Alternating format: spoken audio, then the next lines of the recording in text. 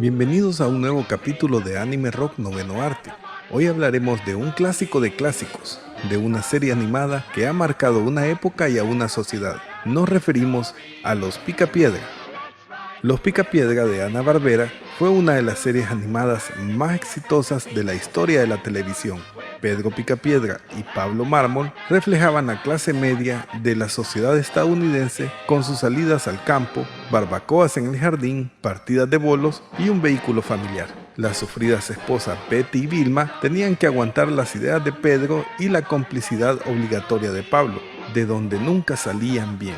Los Picapiedra aparecieron en la cadena ABC el 30 de septiembre de 1960, aunque la serie fue difundida hasta 1966.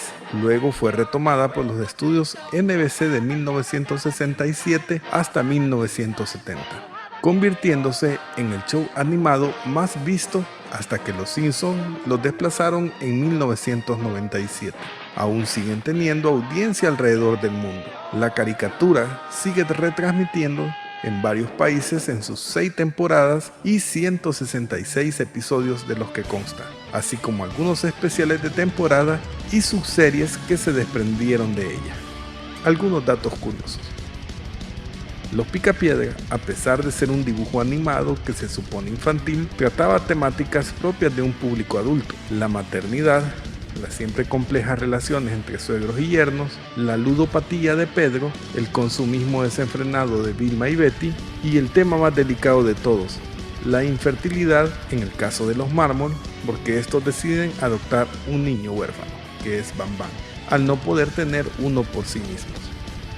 Como en el fondo la serie se dirigía a un público adulto, fue presentada por la compañía de cigarros Winston durante algún tiempo. Y además los personajes aparecieron en varias de sus anuncios televisivos. Pedro y Vilma fueron la primera pareja televisiva animada en aparecer juntos en cama, aunque separadas. Fue la primera serie de caricaturas en presentar artistas invitados de moda, tanto músicos como actores. Se pueden reconocer perfectamente las apariciones de Rock Hudson, Cary Grant, Tony Curtis, Ed Sullivan, Alfred Hitchcock, etc. En 1967 se estrenó el primer largometraje de esta serie animada, El Superagente Picapiedra. La trama era una parodia de los filmes de James Bond. También hubo 2 películas en persona de los Picapiedras, Los Picapiedras y Los Picapiedras en Las Vegas.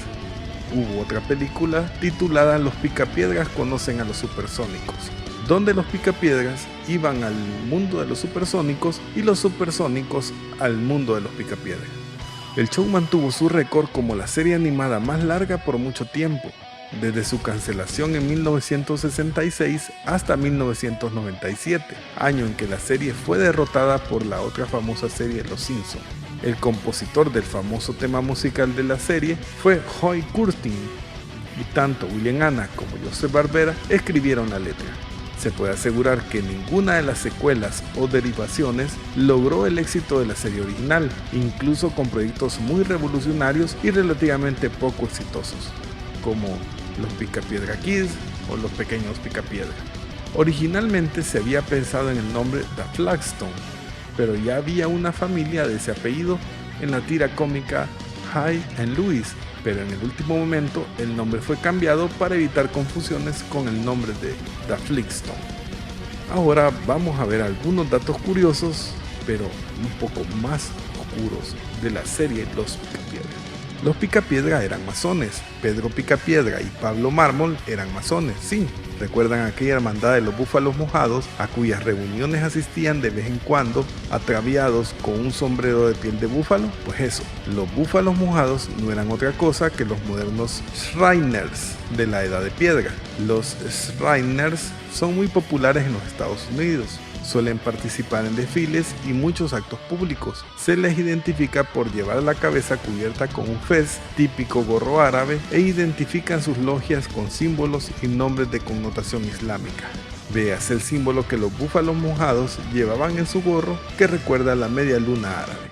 Los Picapiedra, al ser una serie basada en la Edad de Piedra, cometía muchos errores cronológicos. al situar personajes y criaturas que nunca estuvieron juntos en la historia. La primera explicación que se le podía dar a estas personas es: hey, es tan solo una comedia de dibujos animados para hacer reír. Y la segunda explicación, y que da para establecer una teoría, es: ¿y si los Picapiedra sucedían en un futuro posapocalíptico en vez de estar situados en el pasado? Veamos las bases que sustentan esta teoría. Una de las bases dice: Albert Einstein lo predijo. Mucho antes de que se crearan los Picapiedras, estaba el físico premio Nobel Albert Einstein, quien dijo la siguiente frase: yo no sé con qué tipo de armas se luchará la Tercera Guerra Mundial, pero sí sé que la Cuarta Guerra Mundial se luchará con piedras y palos. Básicamente, esta frase nos dice que la humanidad después de la Tercera Guerra Mundial, debido al nivel de destrucción masiva como lo son las armas nucleares, harían que la humanidad, o lo que quedase de ella, entrase a una nueva edad de piedra, y sobre la edad de piedra viene nuestra siguiente prueba: la canción que escuchamos. Todos crecimos con los Picapiedras, más de uno se debe saber la letra de la canción del tema inicial, pero recordemos una estrofa solamente. Por cierto, la versión en latino de los Picapiedras solo dejaba la música y no las letras. Imposible que esté más claro, ya desde los primeros segundos de cada capítulo nos están diciendo que los Picapiedras son una familia de la nueva edad de piedra. Después nos dice: "They're a page right out of history". Se aplica al resto mostrándonos que esta familia tiene que vivir en una época como sacada de la historia. En el tema y en ninguna parte de las primeras temporadas nos dicen que viven en el pasado. De hecho, el tema nos sigue recordando que son una familia de la moderna edad de piedra. Hay otra teoría también que sustenta esto. Pedro Picapiedra es un paso más en la evolución. Si nos ponemos a pensar en Hombre de las Cavernas, seguramente pensaremos en personas con aspectos más simiescos o velludos, pero la gente de piedra dura era todo menos eso. Era gente que caminaba erguida, podía desarrollar herramientas y máquinas que nos recuerdan a la actualidad, o se tenían conocimiento de estas cosas y las trataron de replicar en la nueva sociedad, pero no solo los humanos modernos, sino que están un paso más allá de la evolución. Si nos fijamos en el dibujo, los personajes solo tienen 4 dedos en sus manos y 3 en sus pies. Muchas teorías apuntan que el hombre irá perdiendo el dedo más pequeño de los pies por mientras vaya pasando las generaciones, ya que no tiene mayor utilidad en la vida moderna. Además, la fuerza de estos personajes es sobrehumana, en el sentido de que pueden hacer funcionar sus pesas, vehículos de piedra y madera solo con el movimiento de sus pies. También nos dice que en la serie constantemente hacen aparecer artistas y personalidades contemporáneas como Frank Sinatra, pero con nombres cambiados, como Frank Roca Sinatra o algo así. Esto muestra que artistas de esta época tenían influencias en artistas del pasado que alguna vez conocieron por libros de historia. A su vez, los objetos que ocupaban como sofás de piedra o televisores de piedra, o incluso teléfonos que funcionaban con pájaros que viajaban de un lugar a otro, era una forma de replicar el estilo de vida que tenían en el pasado, pero en esta nueva realidad que les tocaba vivir. Otra nos dice que los animales que no pertenecen a la misma época. ¿A qué se refiere esto?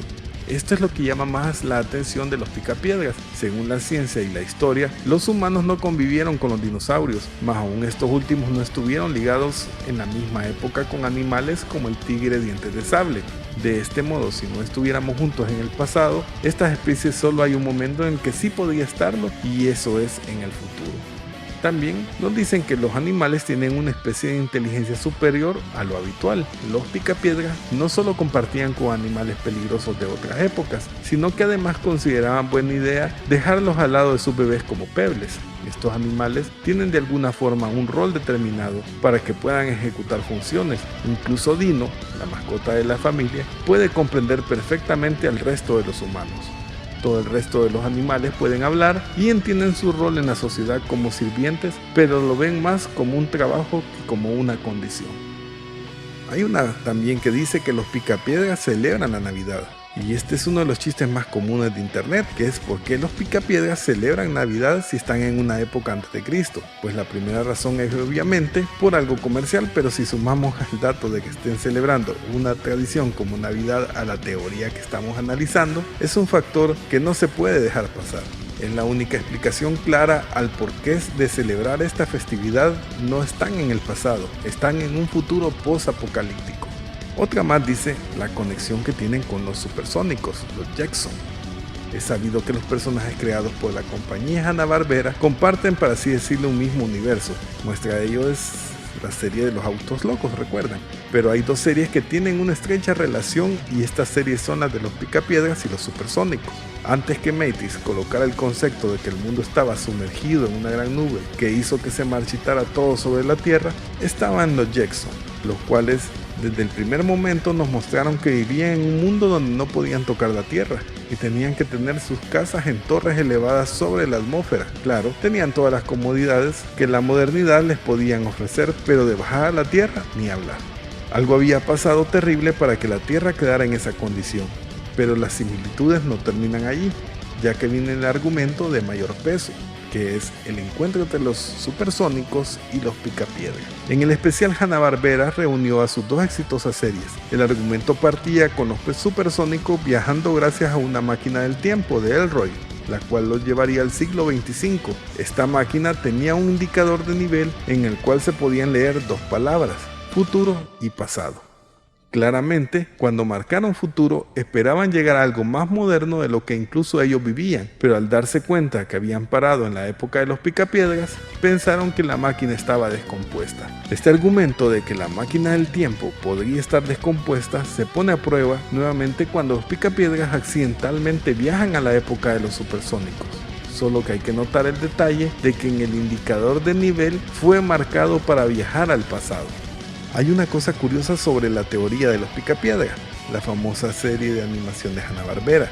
La teoría esta sugiere que en realidad la serie no sucede en la Edad de Piedra, como estábamos diciendo, sino que tendría más sentido que los hechos narrados ocurriesen después de un apocalipsis. Eso explicaría cómo es que la gente de esa época tenía conocimiento sobre automóviles, correos, reproductores de música, lavaplatos, etc. Pero hay una segunda teoría que es incluso más loca, la que dice que en realidad los supersónicos no ocurren en el lejano futuro de los Picapiedras, sino que ambos existen en el mismo tiempo, solo que las ciudades de los supersónicos están construidas en la estratosfera y estos jamás bajan a la superficie del planeta, que está habitada por los pobres sobrevivientes del post-apocalipsis que nunca fueron rescatados. Además, podemos decir de la serie de los Picapiedras que su dinero aparece extrañamente contemporáneo, es decir, que parece que pertenece en el corazón de un secreto sociedad mística, y bueno, hay mucho de hablar aquí en lo que son teorías conspirativas.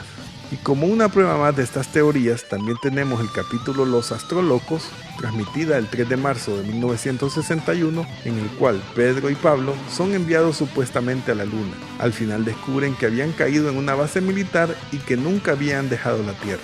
Quizás este capítulo nos estaría insinuando que efectivamente el hombre nunca fue a la Luna y que todo es un fraude orquestado por el ejército de los Estados Unidos. Hay otro capítulo en que nos vuelve a sugerir esta idea al mostrarnos que Pedro y Pablo interrumpen en un estudio de grabación donde están efectuando una película del hombre en la Luna. Para terminar, Los Picapiedras se transmitió originalmente entre 1960 y 1966, en el apogeo de la Guerra Fría. ¿Qué pasaría si al final de este enfrentamiento, donde hubieran tirado armas atómicas entre las dos naciones poderosas, hubiera quedado una sociedad tipo los Picapiedras y estas estuvieran aferrándose a lo mejor que teníamos el pasado, que ya no podemos reconstruir? La tecnología familiar, entretenimiento y religión son todo lo que queda de las memorias fracturadas de una historia destrozada que nunca fue. Los Picapiedras están viviendo una vida que es la mitad de la Matrix y la mitad del final de Wall-E en un mundo viejo valiente. ¿Creen que estas teorías de los Picapiedras son en verdad conspirativas? ¿Será que por medio de esta caricatura nos han planteado realidades que nosotros no conocemos? ¿O serán puras casualidades? ¿Será cierto esta teoría entre los supersónicos y los Picapiedras? ¿O simplemente serán casualidades que la gente ha marcado al azar?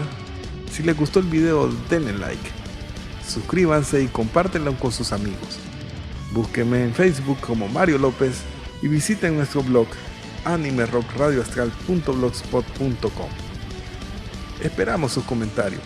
Larga vida al anime y hasta la próxima.